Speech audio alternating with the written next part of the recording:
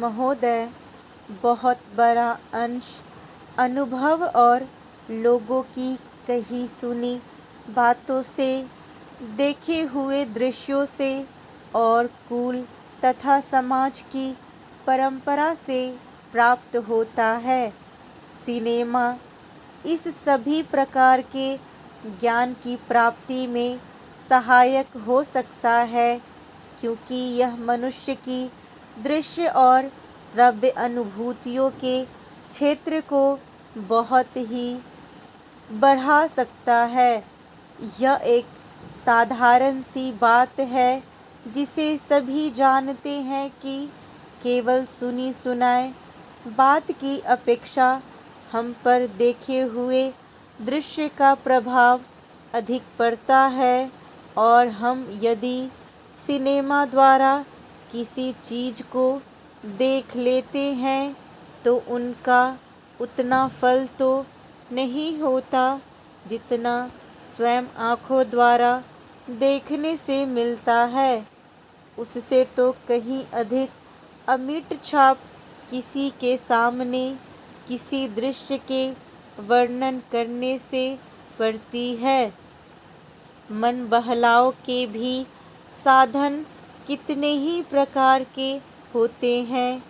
कुछ तो ऐसे हैं जो मन बहलाव के साथ साथ शिक्षाप्रद भी होते हैं, और इसके विपरीत बुरे संस्कारों का साधन बन जाते हैं।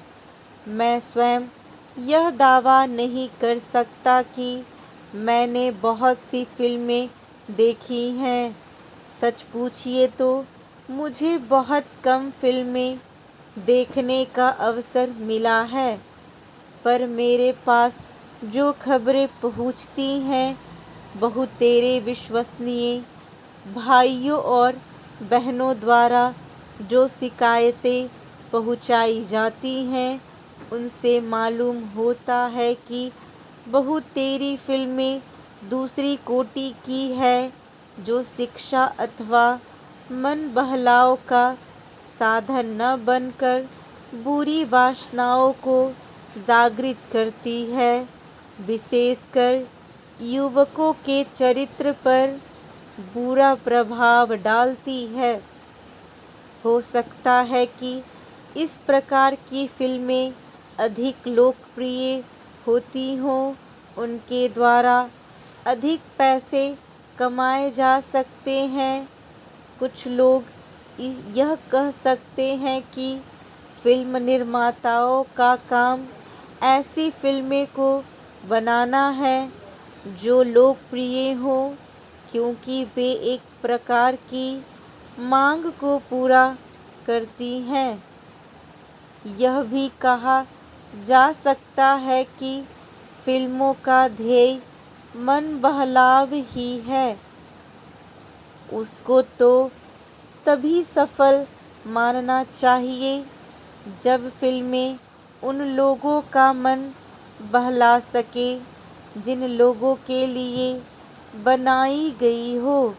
ये सब बातें बहस के रूप में कही जा सकती हैं, पर मैं चाहूँगा कि कोई भी सिनेमा हो अथवा फिल्म के बनाने वाले हों, वे यदि अपना कर्तव्य समाज सेवा समझते हैं, और उन्हें ऐसा समझना भी चाहिए, तो उन सब के लिए ये सब बातें यदि अग्राह्य नहीं तो गौण अवश्य है, और उनका मुख्य उद्देश्य तो सेवा ही होना चाहिए।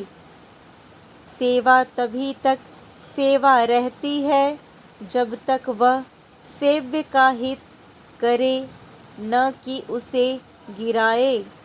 इसीलिए मैं चाहूँगा कि फिल्म बनाने वाले इस पर विचार करें कि उनका उद्देश्य क्या है।